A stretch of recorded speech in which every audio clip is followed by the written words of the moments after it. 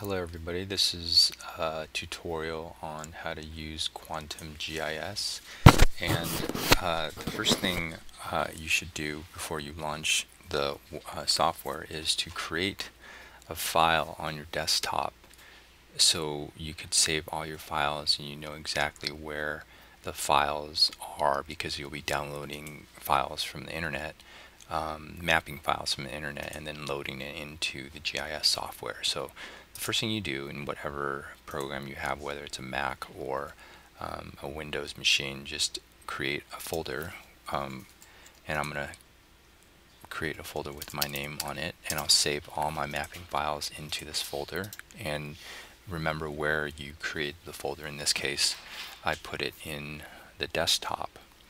So once you've done that, the first thing you need to do now is download the files that you'll need from the internet. Click on any web browser that you use and type in, and to download the files from the mapping files from the internet, we'll first go to Columbia's GIS repository, and the address for that is just go in and type gis.columbia,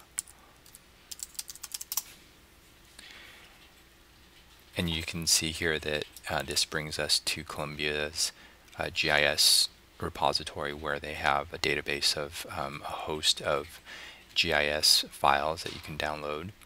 We'll click on the advanced search button, and there's three files that we want to download. The first file are New York City census tracts for 2000 census tracts. So you want to go to the free text button, free text line, and type in New York census tracts. Hit search. And if you scroll down to the second link, you'll see that the title, well, first you see that the search brings up a bunch of different files. What you want to look for is the New York City 2000 census tracts, and it gives you an example of what that looks like on the side here. So you just click the download hyperlink, and you can see that the file is going to be saved as a zip file.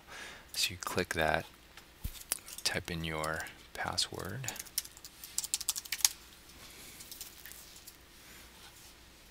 so this is saved in the download file. You want to go back and now search. That's the first file we'll be working with. The second file we'll be working with is a shape file of the community districts. So type in New York community districts, hit search, and you see that's the first search item that comes up is the New York City community districts. Now you can see this is also available as a zip file. Click on that and download that. Now all the files that I'm downloading from the internet is going to be saved in the download file. What I'm going to do is, once I've downloaded all my files, I move that over to the file that I've created on my desktop, and then we'll open that file and decompress the files into that one directory, so it won't get confusing. So the third file that we're going to download are the New York City social service facilities. So you type in New York City facilities, hit search, and if you scroll down to about the middle of the page, you'll see that there are two files here for New York City facilities and program sites for 2005 and for 2008. We want to download the 2008 file, although you're more than welcome to download the 2005 file as well. We just want to use the most current file. So again, I'll hit the hyperlink to download that in the download folder. Okay, so now we've got all the files that we want to use from the internet. We can go ahead and close out the browser. I'm going to open the download folder where all my files have been downloaded. You see here, these are still 3 compressed files. I'm going to move it over to the file with my name on the desktop that I created. And then I'll open this again, and the next step we're going to do is unzip these files into this folder. So just double click that, and in this case with a Mac it's very easy. You just double click it and it'll unzip it directly into this folder.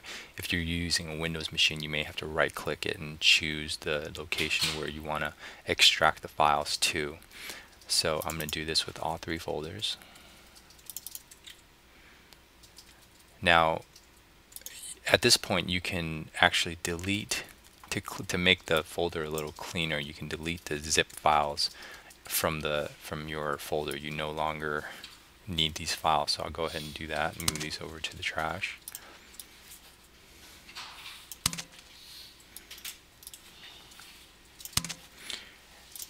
And if you open up these files, you see that for mapping files, at least shape files, there's 6 associated files with each shape file. You don't have to worry about what these files mean. You just know that there are 6 files associated with each shape file, but when you open it in the mapping software, you'll just see 1 file that you can import into the mapping software. So now we have all the files that we've downloaded from the internet. We've decompressed it, and now we're ready to open it in our mapping software.